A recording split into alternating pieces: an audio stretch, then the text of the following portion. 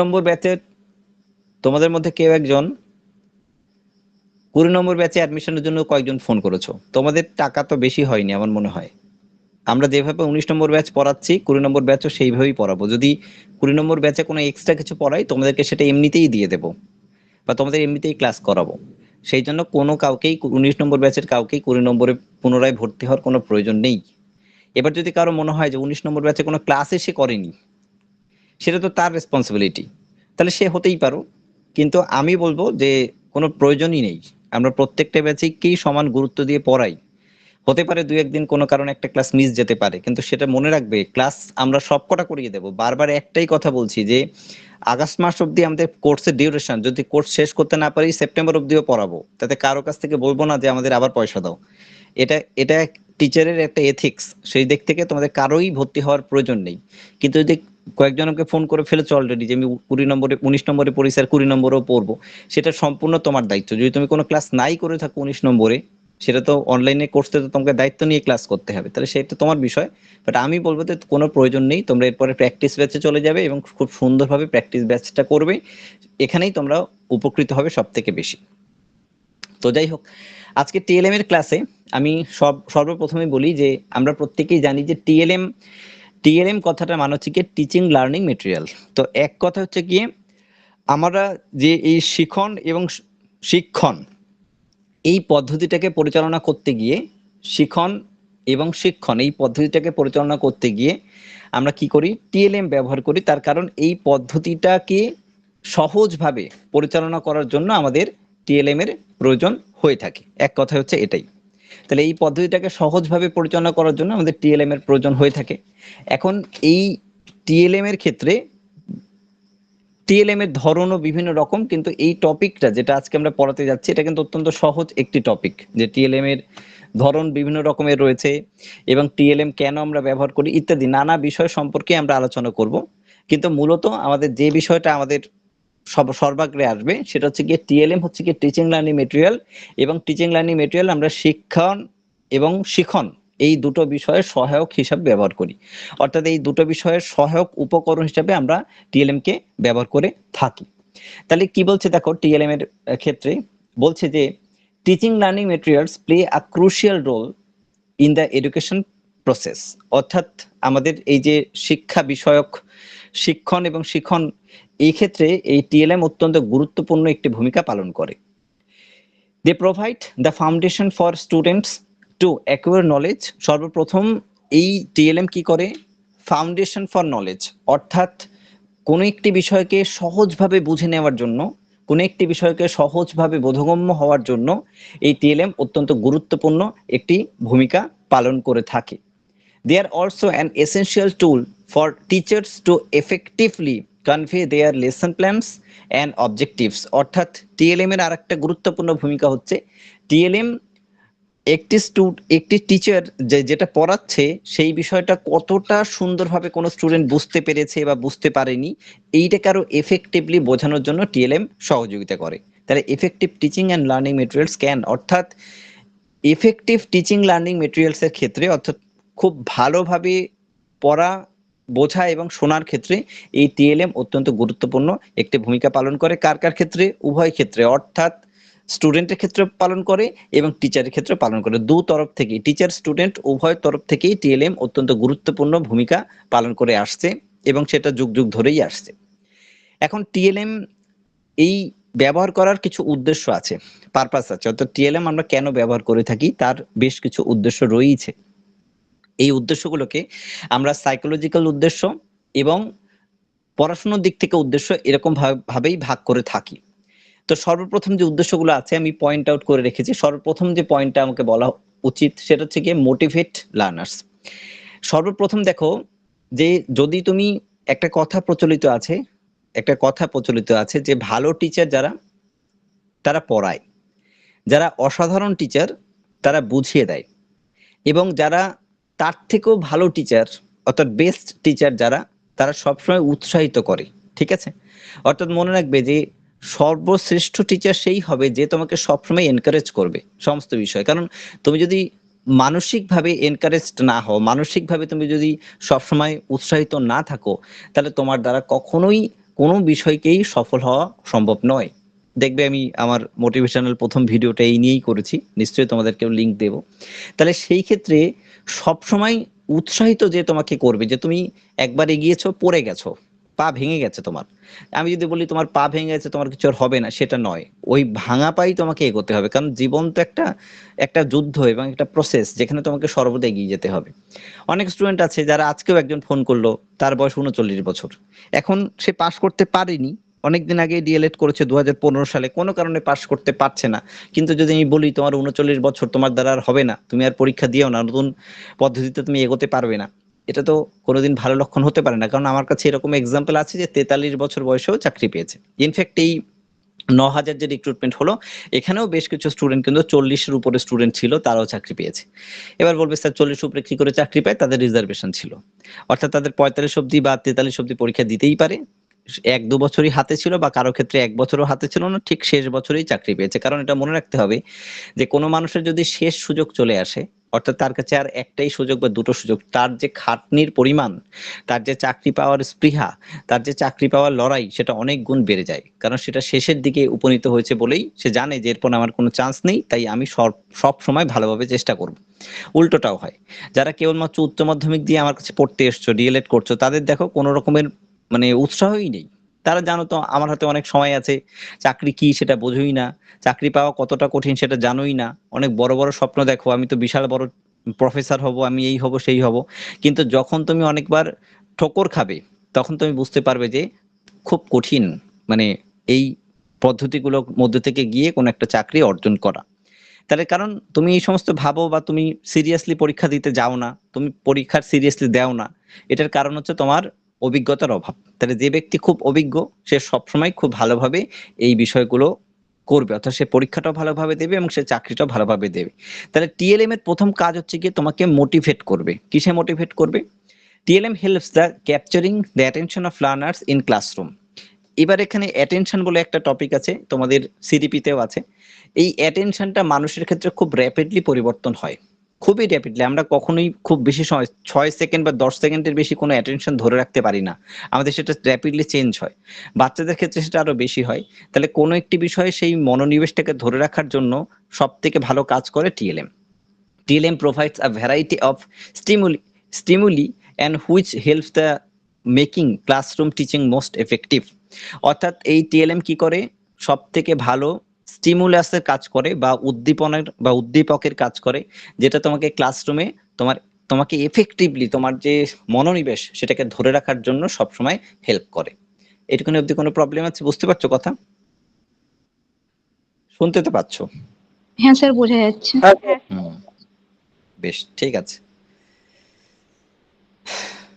আচ্ছা, আমার গলার আওয়াজটা শুনে কিরকম লাগছে? ঠিকঠাক আছে? এটা কিন্তু আনএডিটেড, স্যার খুব তো ফ্রেশ। কোনো আপনি নতুন মাইক্রোফোন নিয়েছেন নাকি স্যার? মাইক্রোফোনটা নতুন নয়, অনেকদিন আগেই নিয়েছি, সময়ের অভাবে করতে পারিনি। কিন্তু বক্তব্যটা হচ্ছে যারা ভিডিও ক্রিয়েট করে তারা নানা ধরনের ইনস্ট্রুমেন্ট ব্যবহার করে, অডাসিটি থেকে শুরু করে বহু এডিটিং করে। তো এখানে তো আমার র ভয়েস, এখানে কোনো এডিটিং বা কোনো কিছুই নেই, তো সেটা গ্রহণযোগ্য তো, মানে মানুষ শুনবে তো, সেটাই জিজ্ঞেস করছি। হ্যাঁ স্যার, অ্যাকসেপ্টেবল। ক্লিয়ার একদম। ঠিক আছে, ওকে। তাহলে নেক্সট হচ্ছে পরবর্তী যেটা আসবে, help in longer retention of information. That means the more the number of sensory channels involved in the interacting with the TLMs, the longer will be retention of information. এটার মানে হলো তুমি যত বেশি সেন্স অর্গানকে ব্যবহার করবে, এটা আমি আগেও বলেছিলাম, তত ভালো তোমার মনে থাকবে। ঠিক আছে? যেমন ধরো অন্যদিন যে ক্লাসগুলো আমি নিই, তোমাদেরকে আমাকে দেখতে পাও না, অনেক সময় বোর ফিল করো, মানে ভূতের কাছে পড়ছি, কার কাছে পড়ছি। বাট আজকে তুমি আমাকে দেখতে পাচ্ছ, আজকের পড়াটা কিন্তু একটু বেশি এফেক্টিভ হবে, কারণ আজকে তোমার ইন্দ্রিয় বেশি ব্যবহৃত হচ্ছে। অন্যদিন তুমি দেখছো, স্ক্রিনটা দেখছো, বাট আজকে জীবন্ত আমাকেই দেখতে পাচ্ছ। তো সেক্ষেত্রে কি হচ্ছে, তোমার অ্যাটেনশন আরো বেশি পরিমাণে এই ক্লাসের প্রতি আসবে। তা এটা আমরা জানি, তার মানে তোমার সেন্স অর্গান বেশি ব্যবহৃত হচ্ছে, এবং এই ক্লাসটা তুমি অনেক বেশি পরিমাণে মনে রাখতে পারবে, যে এই ক্লাসে স্যারকে আমি দেখতে পেয়েছিলাম বা দেখেছিলাম ইত্যাদি। তাহলে এই যত বেশি অ্যাটেনশন তোমার মধ্যে আসবে, তোমার রিটেনশন অফ ইনফরমেশন গ্যাদারিং, অর্থাৎ তত বেশি তুমি ইনফরমেশনটাকে নিজের মধ্যে আত্মস্থ করতে পারবে বা বুঝতে পারবে। তার জন্য টিএলএম হেল্প করে, কিসে হেল্প করে? কোন একটি ইনফরমেশনকে বেশি পরিমাণে গ্যাদার করার জন্য বা বোঝার জন্য। Therefore, the learning will be effective and will last long, অর্থাৎ বা লাস্ট লং। অর্থাৎ এই টিএলএম ব্যবহার করার মাধ্যমে কোনো স্টুডেন্টকে যদি পড়ানো হয়, তাহলে যে শিক্ষাটা সে গ্রহণ করে সেটা বহুদিন ধরে তার মধ্যে লাস্ট করে, অর্থাৎ তার মধ্যে থাকে, অর্থাৎ সে বুঝতে পারে বা ধরে রাখতে পারে। নেক্সট পয়েন্ট বলছে facilitated holistic learning. Holistic learning টা কি একটু ভালো করে বুঝে নাও। To achieve varied object and varied learning experiences need to be provided, which can be done through the use of TLM. To achieve varied object and varied learning experience. Holistic মানে বিভিন্ন ধরনের বিভিন্ন রকম লার্নিং এক্সপিরিয়েন্স, অর্থাৎ আমরা যে শিক্ষা গ্রহণ করি সেক্ষেত্রে আমরা নানা ধরনের শিক্ষা গ্রহণ করি এবং নানা ধরনের এক্সপিরিয়েন্সের মধ্যে থেকে যাই। এই এক্সপিরিয়েন্সগুলো আমাদের মধ্যে সবথেকে ভালো কার্যকরীভাবে আমাদের মধ্যে থাকতে পারবে যখন আমরা কার্যকরী টিএলএম সেই লার্নিং এর ক্ষেত্রে ব্যবহার করব। এবং আমরা এটাও জানি যে এক একটা লার্নিং এর ক্ষেত্রে এক এক রকম টিএলএম ব্যবহার করব, সব সময় তো সমান ব্যবহার করব না। তাহলে সেক্ষেত্রে যেরকম লার্নিং এর ক্ষেত্রে আমরা যেরকম টিএলএম ব্যবহার করব, আমাদের এক্সপিরিয়েন্সটা সেরকম ভাবেই আসবে বা সেরকম ভাবেই আমরা বুঝতে পারবো। নাম্বার 4 বলছে helps in organizing classroom teaching. একটা ক্লাসরুমে নানা ধরনের স্টুডেন্ট থাকে এবং নানা ধরনের সমস্যার সম্মুখীন হয় একজন ক্লাস টিচার বা একজন টিচার। এই ক্লাসরুমে সকলের অ্যাটেনশন ধরে রাখার জন্য বা একটা ক্লাসকে অর্গানাইজড ওয়েতে সাজানোর জন্য টিএলএম অত্যন্ত গুরুত্বপূর্ণ। তোমরা প্রত্যেকেই ডিএলএড যখন করেছো অবশ্যই কি করেছো? তোমরা লেসন প্ল্যান ব্যবহার করেছো। তাহলে লেসন প্ল্যান হচ্ছে গিয়ে এক ধরনের টিএলএম। লেসন প্ল্যান কেন ব্যবহার করেছো? তার কারণ পুরো পড়াটাকে নিজের মতো করে সাজিয়ে নিয়েছো, যে কিভাবে এই পড়াটাকে সাজানো যেতে পারে, কি করে আমি আমার 40 মিনিট বা 30 মিনিট সময়ের মধ্যে গোটা ক্লাসটাকে আমি কি করতে পারবো, পড়াতে পারবো। তাহলে সেই ক্ষেত্রে টিএলএম অর্গানাইজড করতে সহযোগিতা করে একটা গোটা ক্লাসরুমকে। তাহলে you can use visual or verbal TLM to present accurate data in sequentially organized manner. অর্থাৎ কোনো একটা ক্লাসরুমে পরপর কোন টপিক থেকে কোন টপিক তুমি পড়াবে সেটা টিএলএম এর মাধ্যমে তুমি সাজিয়ে গুছিয়ে নিতে পারো। It's a pre planned of your class. তোমার ক্লাসের আগেই একটা প্ল্যান তুমি করে নিতে পারো। This helps teacher to verbal and visual communication in classroom. এই টিএলএম এর মাধ্যমে তুমি ক্লাসরুমে ভিজুয়াল এন্ড ভার্বাল দুটো ভাবেই ক্লাসরুমের সঙ্গে কমিউনিকেট করতে পারো। Thus you may use TLM to overcome shortcomings in verbal or visual communication. অর্থাৎ তুমি যদি টিএলএম ব্যবহার করো ঠিক এরকম ভাবে একটি ক্লাসরুমের ভিজুয়াল এবং নন ভিজুয়াল ভার্বাল এই দুটো মাধ্যমেই তুমি স্টুডেন্টদের সঙ্গে কমিউনিকেট করতে পারবে। আমি যতটুকু পড়ালাম তার মধ্যে কারো কোনো প্রশ্ন থাকলে আমাকে বলো। কারো কোনো প্রশ্ন থাকলে বলো।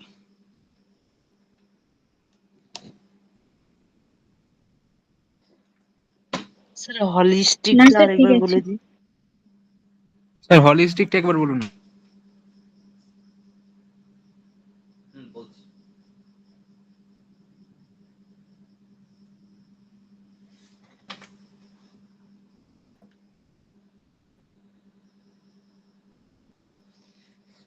হলিস্টিক কথার মানে হলো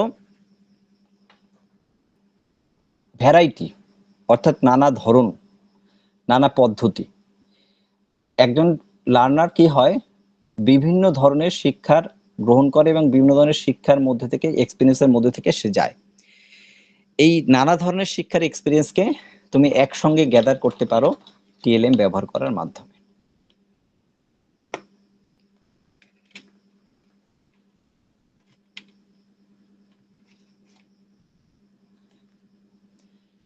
আর কোন প্রশ্ন?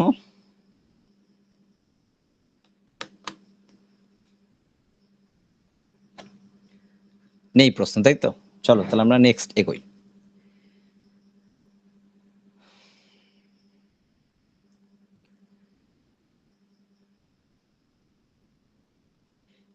Practical applications.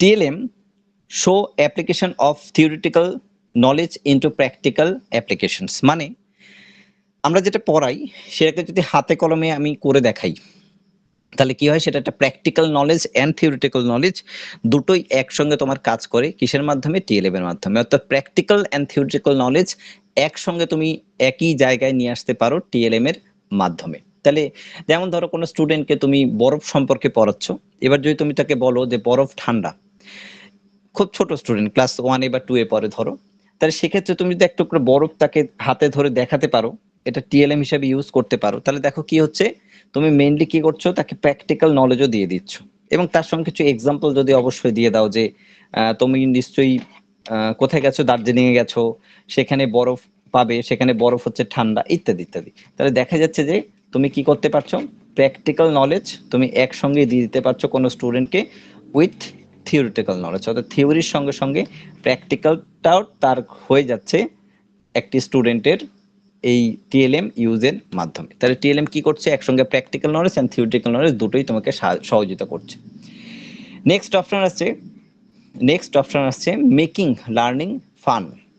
একটি পড়াকে খুব মজাদার করতে অবশ্যই টিএলএম ব্যবহার করতে হয়। মজাদার করতে বলতে ধরো বাচ্চাদের ক্ষেত্রে ঘোড়া সম্পর্কে তুমি পড়াচ্ছ, তো এখন টিএলএম অনেক ধরনের হয়, একটু পর আমরা পড়বো। তুমি যদি একটা ঘোড়া এমন রাখো সেখানে, যেটা চাবি দিলে চলে, টকবক আওয়াজ হয় এবং চলতে শুরু করে, তাহলে কি হবে, এটা সেই বাচ্চার ক্ষেত্রে অত্যন্ত পরিমাণে গুরুত্বপূর্ণ একটা বিষয় হবে, কারণ সে বুঝতে পারবে যে ঘোড়া কিভাবে হাঁটছে বা কিভাবে চলছে, তাহলে এটা কি হবে, তার কাছে একটা মজার বিষয় হবে। তাহলে শিক্ষাটাকে যদি তুমি ফান হিসেবে ব্যবহার করতে চাও, অবশ্যই টিএলএম তোমাকে ব্যবহার করতে হবে।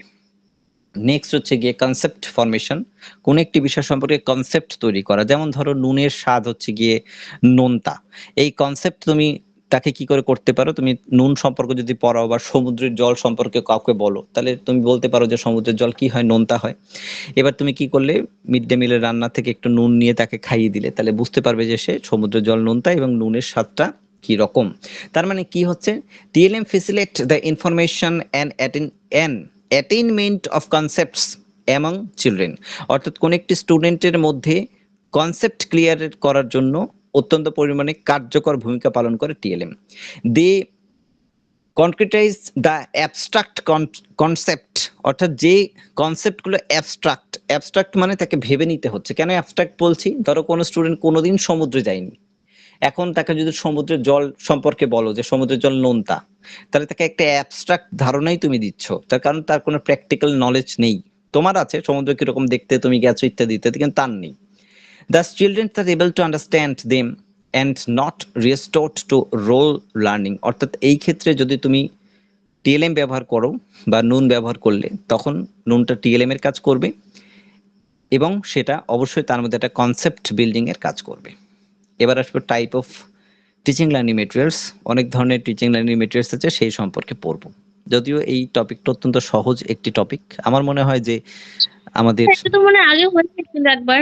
আমার মনে হচ্ছে সেটাই, এটা আমি আগেও একবার পড়িয়েছিলাম, তোমরা বলেছো যেটা হয়নি তাই আরেকবার হচ্ছে, কিন্তু এটা হ্যাঁ, এটা পড়িয়েছিলাম একবার। একবার পড়ানো হয়েছে আমাদের। জানি তো, বুঝতে পারছি পড়াতে পড়াতে আমারও সেটাই মনে পড়ছে, কিন্তু দুর্ভাগ্য যে আমাদের স্টুডেন্টরা বলেছে যেটা হয়নি। ঠিক আছে, আরেকবার রিভিশন হয়ে গেল, আর কি করার আছে। এবং নেক্সট তাহলে আর একটা টপিকে বাকি থাকবে, সেটা হয়ে গেলে কিন্তু আমাদের সিলেবাস কমপ্লিট হয়ে যাবে পেডাগজির দিক থেকে এবং কম্প্রিহেনশনের দিক থেকে। কম্প্রিহেনশন বই পেয়ে গেছো তোমরা, বা যারা পাওনি তাদের বই নিতে হবে, থরলি প্র্যাকটিস করে যাও, আর তার সঙ্গে আমরা গ্রামারের পরে থরলি করাবো। আশা করব কম্প্রিহেনশন, গ্রামার এবং পেডাগজি সবকটা বিষয় সঠিকভাবে হওয়ার পর তোমরা যদি সঠিকভাবে প্র্যাকটিস করে যাও, ইংলিশের ক্ষেত্রে আর অসুবিধার হওয়ার জায়গা তোমাদের থাকবে না। ওকে, প্রশ্ন কারো কোনো?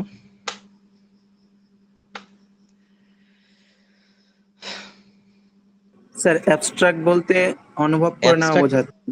অনুভব ঠিক না, অ্যাবস্ট্রাক্ট ধারণা হচ্ছে যে বিমূর্ত। যেটা আমরা বাস্তবিক পক্ষে, হ্যাঁ বিমূর্ত, বিমূর্ত, বা যেটা হাতে কলমে করা হয় না। একদমই তাই, বিমূর্ত ধারণা। যেমন যদি তোমাকে বলা হয় যে পৃথিবীর আকৃতি কেমন, তুমি বলবে অভিগত গোলক, কিন্তু এটা একটা অ্যাবস্ট্রাক্ট ধারণা, কারণ পৃথিবীর বাইরে নিয়ে গিয়ে তো তোমাকে তো আমি দেখাতে পারবো না, তাহলে এটা একটা অ্যাবস্ট্রাক্ট ধারণা। এই ধারণাগুলো আমরা নিই, তো এই হচ্ছে বিমূর্ত ধারণা। যেটা আমরা নিজেরা মূর্ত বানাই নিজেদের ভাবনা চিন্তার মাধ্যমে। আর কার কোনো প্রশ্ন? অঙ্কিতা বিশ্বাস, বুঝতে পারছো? দেবরূপা, সবকটা রেকর্ডিং ক্লাস পেয়েছো অ্যাপে? আমি তো বলছি খুলতেই পারছি না। আমার তো রাত্রিবেলা ক্লাসের জন্য সকালবেলা আমি করতেই পারছি না। তাও আমি করছি, কিন্তু আমার মনে হচ্ছে একটা কম আছে ওই ইভিএস। তবে ওটা দরকার নেই, কারণ আমার ওটার একটা দিয়েছে, একটা পিডিএফ দিয়েছে, ওটা একটা কম আছে মনে হচ্ছে। একটা ক্লাস কম আছে। একটা কাজ করো, সেটা হচ্ছে অ্যাপটা আরেকবার আনইনস্টল করে একবার ইনস্টল করে নিও। কিন্তু অ্যাপটা বারবার আনইনস্টল করবে না, ঠিক আছে? মানে মাঝে মাঝে ইনস্টল হতে চায় না। এগুলো তো টেকনিক্যাল ব্যাপার, নানা ধরনের সমস্যা লেগেই থাকে। আর এটা আমার কিন্তু হাতেও নেই। আমরা একটা কোম্পানির অ্যাপ ব্যবহার করি, তাদের পিছনে পড়ে থাকি, এক গাদা করে টাকা দিই প্রতি মাসে। তা সত্ত্বেও টেকনিক্যাল সমস্যা হতেই থাকে। এগুলো সব জায়গায় হয়, আমাদের শুধু না। তো সেই জায়গা থেকে অ্যাপটা যদি একবার ঠিকঠাক ওয়ার্ক করতে শুরু করে চলতেই থাকবে, কোনো গন্ডগোল করবে না। কিন্তু বারবার ইনস্টল আনইনস্টল করলে সমস্যা করতে পারে। না না, একবার আমার তো এমনিতে সব স্টোরেজ ফুল হয়ে গেছে, কিছু করলেই তাহলে সবসময় ফোনটাকে একটু ঠিক করে নাও। রক্তিম মন্ডল, বই পাওয়ার এসএমএস পেয়ে গেছো তো? হ্যাঁ স্যার, পেয়ে গেছে। ঠিক আছে, বই পেয়ে যাবে। তাহলে একটু ফোনটা সতর্ক থাকবে, ফোন করবে তো বই দেওয়ার হ্যাঁ সময় হ্যাঁ, ফোনটা ঠিক ধরবে, আছে। বইটা নিয়ে নিও। হ্যাঁ ঠিক আছে। সুমিত্রা সরকার, শুনতে পাচ্ছ? তুমি বোধহয় ধূপগুড়িতে থাকো। সুমিত্রা সরকার, শুনতে পাচ্ছ? শুনতে পাচ্ছ না। অর্ক মুখার্জি, স্যার বলুন। হ্যালো। ঠিক আছে।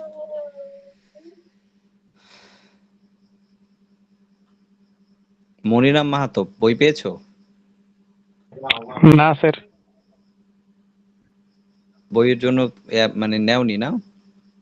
স্যার আমি সে পুরাতন স্টুডেন্ট ছিলাম।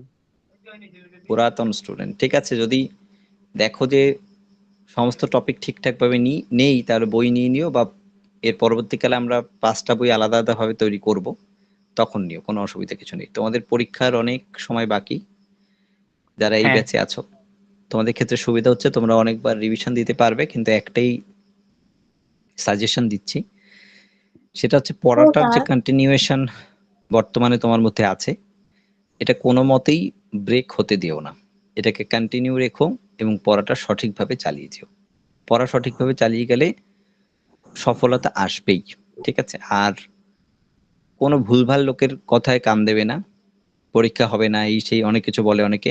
তোমার কাজ পড়াশোনা করার, পরীক্ষা যেদিন হবে সেদিন নিজের 100% দিয়ে পরীক্ষায় পাশ করা। এই কাজটুকু তুমি মন দিয়ে করো।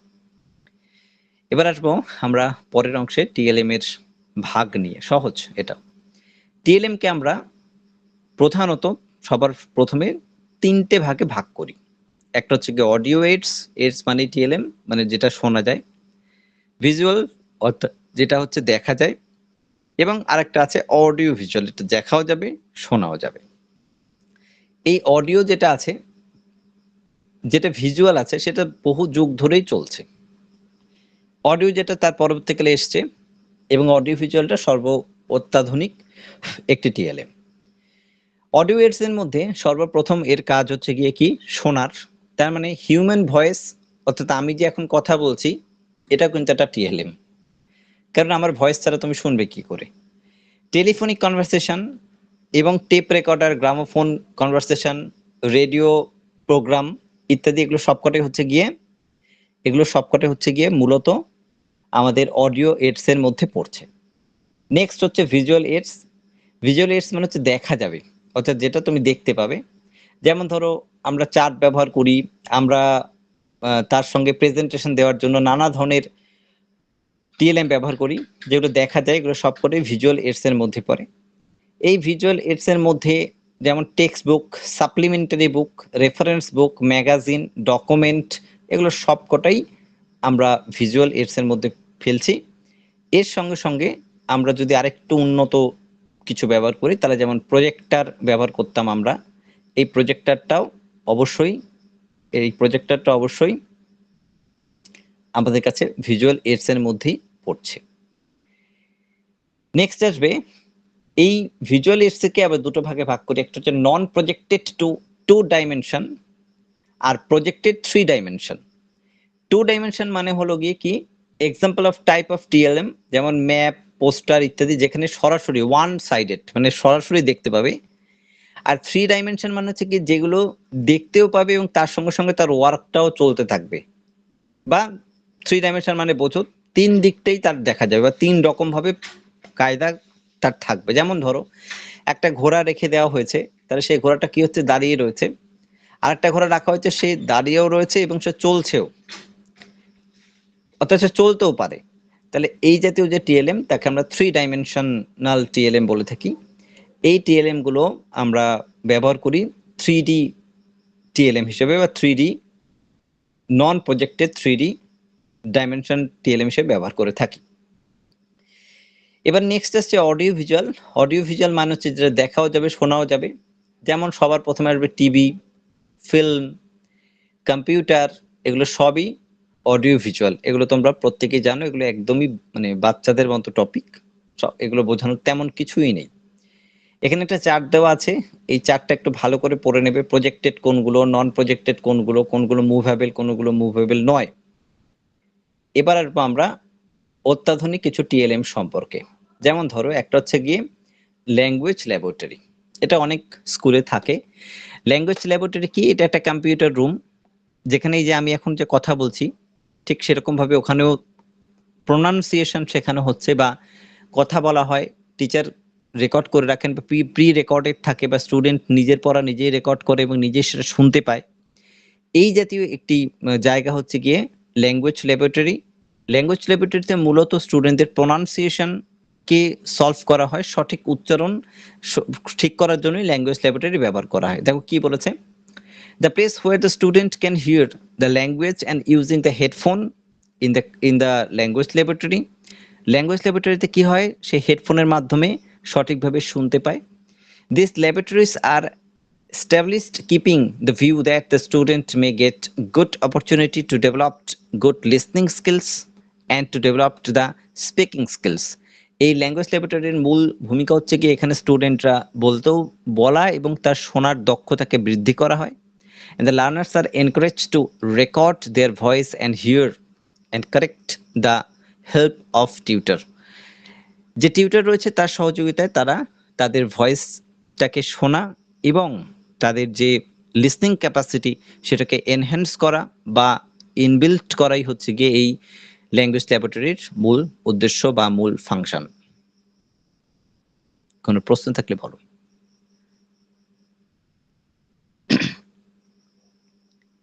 Any question?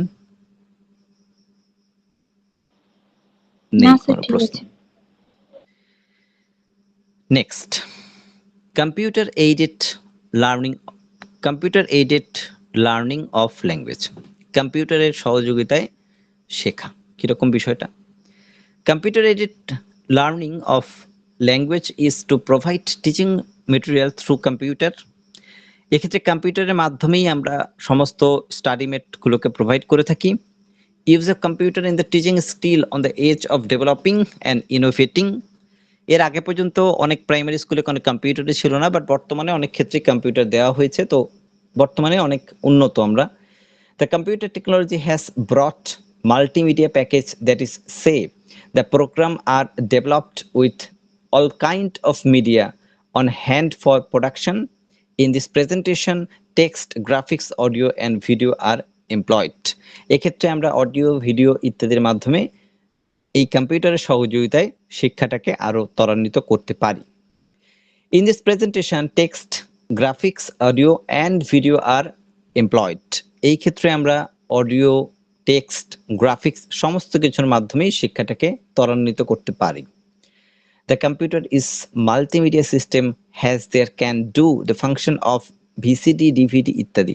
এখানে VCD, DVD এর কথা বলা হয়েছে। বর্তমানে এর থেকে উন্নত প্রযুক্তি, পেন ড্রাইভ, তার থেকে উন্নত প্রযুক্তি বর্তমানে চলে এসেছে। তাহলে কম্পিউটারের মাধ্যমে আমরা প্রচুর পরিমাণে স্টোর করে রাখতে পারি, কয়েক হাজার কয়েক লাখ বইকে একসঙ্গে আমরা শো করতে পারি, গ্রাফিক্স ডিজাইনের মাধ্যমে বা অ্যানিমেশনের মাধ্যমে কোনো একটি টপিককে স্টুডেন্টকে খুব ভালোভাবে বোঝাতে পারি। তো ইত্যাদি এই নানা ধরনের কৌশলগুলো আমরা করতে পারি কিসের মাধ্যমে? কিসের মাধ্যমে? অবশ্যই কম্পিউটার এইডেড লার্নিং এর মাধ্যমে। যত অব্দি বললাম তার মধ্যে কোনো প্রশ্ন থাকলে বলো।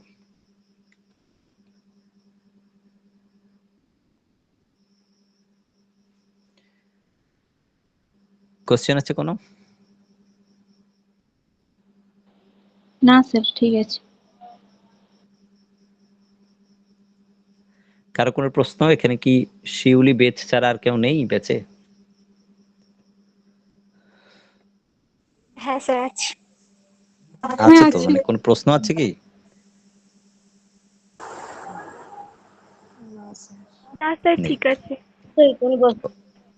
ঠিক আছে। ওকে, ঠিক আছে স্যার। ঠিক আছে। মনিরাম মাহাতো, মনিরাম ঝাড়খণ্ডে থাকো, এই ঝাড়গ্রামে থাকো না?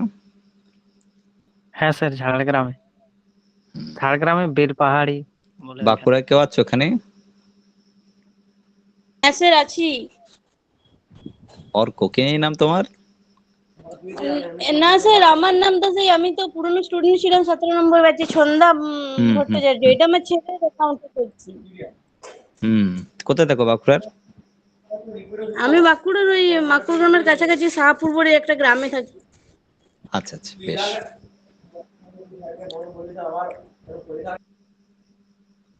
নেক্সট আমরা আসছি পরের অংশে। Characteristics of good text book. একটা ভালো টেক্সট বুকের কিছু বৈশিষ্ট্য, এটা থেকে প্রশ্ন কিন্তু এসেছিল 2022 সালে, একটা প্রশ্ন ছিল। প্রত্যেকটা ক্যারেক্টারকে একটু ভালো করে জানবে, বিভিন্ন রকম ভাবে প্রশ্ন আসে বা সহজ প্রশ্ন আসে, একটু যদি বুঝতে পারো উত্তর করতে পারবে। ক্যারেক্টারিস্টিক মানে একটা ভালো বইয়ের কি কি বৈশিষ্ট্য থাকা উচিত। যেমন ধরো আমরা যে বইটা তোমাকে পাঠিয়েছি এটা ভালো বই নয়, মানে ভালো বই নয় ইন দ্য সেন্স সবকটা ক্রাইটেরিয়া ফুলফিল করেনি সেই বই। যেমন ভালো বইয়ের অন্যতম একটা বৈশিষ্ট্য, বইটা অত মোটা হবে না। কারণ যখনই মোটা বই হবে তখন সাইকোলজিক্যালি অনেক স্টুডেন্ট ভাবে এত বড় বই আমি কি করে শেষ করব, কি করে পড়বো। কিন্তু ওটাকে যদি আমি ছোট ছোট ভাগে 5টা ভাগে দিতাম, তোমার এই প্রশ্নটা আসতো না। অনেকে আমাকে প্রশ্ন করছে, স্যার 6 মাসের মধ্যে এই বইটা শেষ হবে?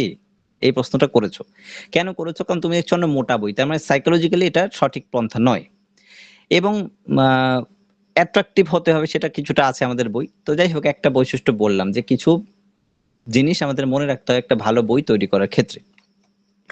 তো সর্বপ্রথম the words and compositions are cautiously graded, মানে যে লেটার গুলো রয়েছে সেটা একটা নির্দিষ্ট ফন্ট থাকে এবং নির্দিষ্ট একটা সাইজ থাকে। ধরো 11 পয়েন্টে লেখা হয় বা 12 পয়েন্টে লেখা হয়, এইরকম একটা সাইজ থাকে, পুরো বইটাই সেরকম ভাবে হয়। এটাকে নর্মাল সাইজ বলা হয়, যে সাইজে সব স্টুডেন্টই মোটামুটি দেখতে পায় বা যাদের স্বাভাবিক দৃষ্টিশক্তি আছে তারা সঠিকভাবে পড়তে পারে।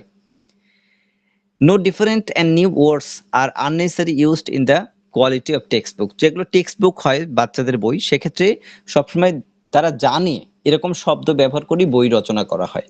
দুর্বোধ্য কঠিন শব্দ যেগুলো তারা শোনেনি ওই বয়সে, এগুলোকে বাদ দেওয়া হয়, তাহলে সে বুঝতে পারবে না পড়ে।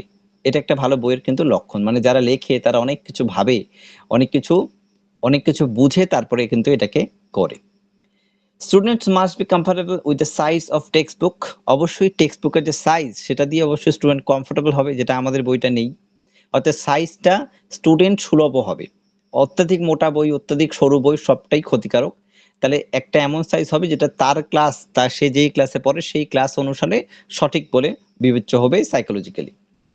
The words and structure already learned should be repeated in the further pages so that the student could revise for the long term memory.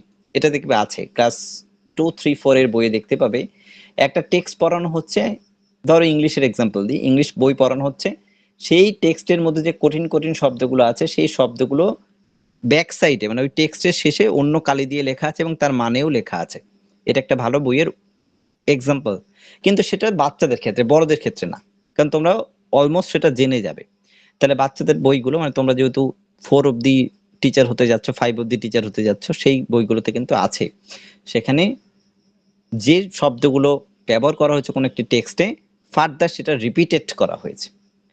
The binding should be proper and strong, যেটা বইটা বাঁধাই করাবে সেটা শক্ত এবং সঠিকভাবে বাঁধাই করা হবে।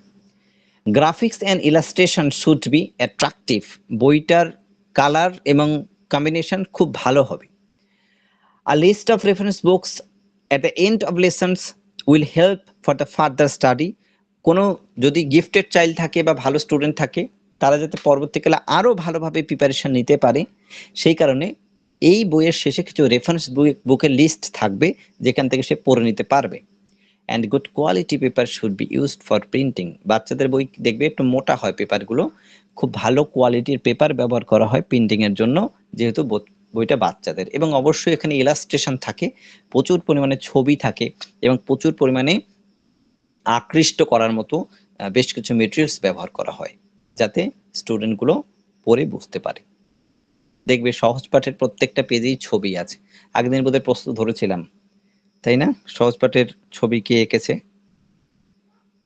ধরেছিলাম। হ্যাঁ স্যার। তাহলে এই কারণবশতই অ্যাট্রাকটিভ করার জন্যই আঁকা বা ব্যবহার করা ছবিগুলো। লেসনটা খুব সহজ আজকের, কঠিন একদমই নয়, এবং তোমরা নিজেরাই পড়ে বুঝতে পারতে, কঠিন বিষয় একদম নয়। বলো কার কি প্রশ্ন আছে শুনি।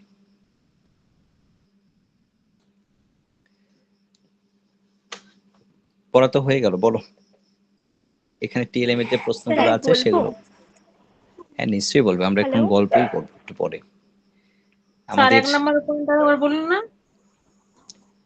এক নম্বর প্রশ্নের উত্তর বলতে হবে, ঠিক আছে। Chalkboard is a kind of aid. Chalkboard মানে কি? চকবোর্ড কি ধরনের AIDS? Visual, audio visual, visual, projected audio. তাহলে ভিজুয়াল চকবোর্ড মানে ব্ল্যাকবোর্ড।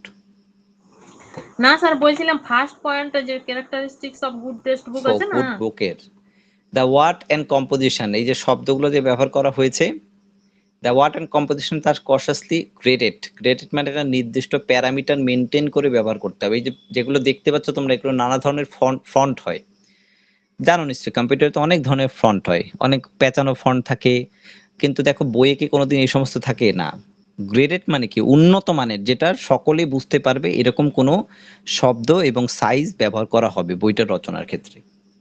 একটা বই ব্যবহার করা হলো প্যাচের হাতের বা কার্সিভ রাইটিং, দেখা যাচ্ছে দেখতে খুব সুন্দর লাগছে কিন্তু কেউ পড়তে পারবে না সহজে, তাহলে সেটা তো ভালো বইয়ের উদাহরণ হতে পারে না, সেটাই এখানে বলেছে। ওকে, এবার বলো আর কার কি প্রশ্ন। আর কটিয়াসলি মতলব? কর্সিয়াসলি মানে কঠোরভাবে বা আইনগতভাবে বা নিয়মগতভাবে, ওটা কর্সিয়াসলি আছে। আর কোন প্রশ্ন? শিখা এই নিয়ে কটা ব্যাচে পড়ছো টেট শিওরে একটু বলো দেখি। তিন। বাদ বাকিটা বুঝতে পারছো? 3 বার টেট পড়ছে, মানে 3টে ব্যাচে টেট পড়ছে। ফার্স্ট বার আমি পড়েছিলাম, ফার্স্ট বার, সেকেন্ড বার, এটা নিয়ে থার্ড বার। ওকে আমি এবার ভর্তি নিতে চাইছিলাম না, যে না পড়াবো না, তো আবার 20 নম্বর ব্যাচের জন্য একবার ফোন করতে যাচ্ছিলাম, বললাম না তোমাকে আর ভর্তি নেবো না টেট শিওরে। তো 3 বার পড়তে যাচ্ছে, একদিকে ভালো লাগে, ওর বিশ্বাস আছে আমাদের প্রতি, বা ও মনে করে যে এখানে পড়াটা খোলে মানে হয়, এটা কন্টিনিউশন আছে, তো সেই জন্য পড়ে। কিন্তু ঠিকঠাক ভাবে পড়াশোনা করলে একবারই কিন্তু হয়ে যায়। তো শিখা এবার ভালো করে পরীক্ষা দিও এবং খাটো, এবার যাতে খুব ভালো রেজাল্ট করে বেরিয়ে যেতে পারো। আর কার কোনো প্রশ্ন আছে? স্যার বলছিলাম কিভাবে রিভিশন করলে দীর্ঘদিন পড়াটা মনে থাকবে স্যার? দীর্ঘদিন মনে থাকবে, সর্বপ্রথম হচ্ছে কি মন প্রাণ পড়ার মধ্যেই দিতে হবে, অন্য জায়গা থেকে হাঁটিয়ে। আর 2 হচ্ছে বুঝে বুঝে পড়তে হবে, যেটা পড়ছো সেটা বুঝে পড়তে হবে। এখানে মুখস্থ বিদ্যা করার কোনো জায়গাই নেই টেটের ক্ষেত্রে। প্রত্যেকটা লাইন বাই লাইন আমি যেন বুঝিয়ে দিই সেভাবে বুঝে বুঝে পড়তে হবে। আর কি করতে হবে, এটা আগেও একবার বলেছিলাম, 2টো রঙের হাইলাইটার পেন কিনবে। সেই হাইলাইটার পেন দিয়ে যে যে জায়গাগুলো ইম্পর্টেন্ট বলে মনে হয়, পড়তে পড়তেই তোমার মনে হবে, বা আমরাও পড়াতে পড়াতে বলে দিই, সেই জায়গাগুলোকে হাইলাইট করে রাখবে। তাহলে প্রথম যখন তুমি পড়ছো তখন হাইলাইট করে করে গেছো, সেকেন্ড বার যখন রিভিশন দেবে অটোমেটিক্যালি তোমার ওই হাইলাইটেড জায়গাগুলোই মনে থাকবে। তো আপাতত এই কাজটুকু করো, দেন 2-3 বার রিভিশন দেওয়ার পর দেখবে নিজেই মানে পারছো, আর কোনো অসুবিধা কিন্তু হওয়ার জায়গা কিন্তু তোমার থাকবে না। ইংলিশটা প্রচুর কঠিন লাগে আমার, মানে ওই যে ইংলিশটা কঠিন আনসিনটা লাগে কারণ ইংলিশের প্রতি তোমার দুর্বলতা আছে সেই কারণে, বাট আমার মনে হয় যে টেটের ক্ষেত্রে ইংলিশটাই সব থেকে সহজ সিলেবাস এবং কম সিলেবাস ইংলিশের ক্ষেত্রেই আছে। আমি আগেরবারে পরীক্ষায় তো মানে আনসিনটা দেখে আমি বোধহয় আমি সব মিলিয়ে 3 থেকে 4টা পেরেছিলাম শেষে। সেটা তো তুমি পড়নি বা বুঝতে পারছো না, তাই এটা তো আমি আগেই বলেছি, তোমার ক্ষেত্রে আরো অনেক বেশি পরিমাণে প্র্যাকটিস করে যেতে হবে। ইংলিশে দেখো কম্পোজিশন রয়েছে, এক্ষেত্রে কোনো টিচারের কারো কিচ্ছু করার নেই। যে প্র্যাকটিস করবে, যে ভালোভাবে একটু বুঝতে পারবে সে পারবে, যে পারবে না সে পারবে না। আর রয়েছে পেডাগজির টপিক রয়েছে 13টা, সেটা পড়ানো হয়ে যাচ্ছে। গ্রামারের ক্ষেত্রে আমরা পড়াবো, একটু দক্ষতা থাকতে হবে গ্রামার ক্ষেত্রে। ফলে ইংলিশের সবকিছু মিলে ইংলিশের সিলেবাসটা আমার মনে হয় যে মানে অন্যান্য সিলেবাসের থেকে কমই আছে। গ্রামারটা পারি কিন্তু ওই আনসিনটা কঠিন লাগে আমার ভালো। প্র্যাকটিস করতে হবে, কঠিন যেটা লাগে সেটা বেশি করে প্র্যাকটিস করো। স্যার আপনি খুব সহজভাবে বোঝান ইংলিশটা। স্যার আপনি 2023-এ ওই রিয়েলিয়া এগুলো ভেঙে ভেঙে দিয়েছিলেন না, 4 মিনিট 5 মিনিট করে ভিডিও। স্যার ওটা দেখে আপনাদের একাডেমির সবকিছু দেখে এখানে ভর্তি হওয়া আমার। বাহ, আমার ইংলিশ ক্লাসটার জন্য ফিরসে ভর্তি হওয়া। একদম ফিরছে মানে 3বার বলো এই নিয়ে। যাই হোক, অনেকেই বলে তোমাদের জন্যই পড়াই। মাঝে মাঝে একবার মানে অনেকদিন হয়তো আমাকে খুঁজে পাওনি, মানে মাঝে মাঝে মনে হয়েছিল যে না আর পড়াবো না, ভালো লাগছে না, অন্য কিছু করি। তো অ্যাকচুয়ালি নিজেও ভীষণ পরিমাণে চাপে আছি, ভীষণই মানে পরিবার ছেড়ে অনেকটা দূরে আছি। বাড়িতে মা ভীষণ পরিমাণে অসুস্থ, মেন্টালি ভীষণ ডিস্টার্ব থাকি, এবং পরিবার বলতে আমি এবং আমার মাই আছে, সেটা একটা প্রবলেম। দ্বিতীয়ত লাইফে অনেক কিছু করার আছে, এখনো পর্যন্ত অনেক কিছু দক্ষতা আছে, কিন্তু এমন একভাবে ফেসে গেছি এমন একটা জায়গায়, মানে একটা দূরে, বাড়ি থেকে দূরে, যে মুভ করতে পারছি না। মানে একটা সময় আমার বয়সটা আরো একটু কম ছিল, 4-5 বছর কম বা 3-4 বছর কম ছিল, তখন আমাকে সবাই চিনতো, কলেজ স্ট্রিট থেকে শুরু করে সবাই এক নামে চিনতো। কারণ ততদিনে আমার 3-4টে বই মার্কেটে খুব ভালোভাবে চলছে এবং প্রচুর লোক চিনে গেছে। এখন কি হচ্ছে, 2-3 বছর ধরে আমি সেই কাজটা করতে পারছি না সঠিকভাবে, কারণ আমি এত দূরে চলে এসেছি যে সেই কমিউনিকেশনটা হয়ে উঠছে না, প্লাস জটিল হয়ে যাচ্ছে, প্লাস পিএইচডিটা নিয়েও খুব ব্যস্ত আছি। তো সমস্ত কিছুর দিক থেকে নিজেই খুব একটা জায়গার মধ্যে আটকে যে স্টাক হয়ে গেছি। তো সেই জায়গা থেকে মনে হয়েছিল যে কি করব, মাঝখান থেকে ব্যাচ করিনি বেশ কিছুদিন। আর আরেকটা বিষয় হচ্ছে গিয়ে, কোনো একটি টেট ব্যাচ করলে স্টুডেন্টরা হয়তো অনেক ক্ষেত্রে বোঝে না, তোমাদের ক্ষেত্রে অনেক মানে বন্ধুর মতো আলোচনা করি, এটা ভীষণ পরিমাণে একটা রেসপন্সিবিলিটির বিষয়। মানে ধরো আজকে ইভিএস টিচার আমাকে ফোন করে বললো, স্যার আজকে না আমার শরীরটা খারাপ, আমি ক্লাসটা নিতে পারবো না। এটা আমাকে বলে দিল উনি, কিন্তু সিম্পল ফোন করলো, বলে দিল ক্লাস নিতে পারবো না।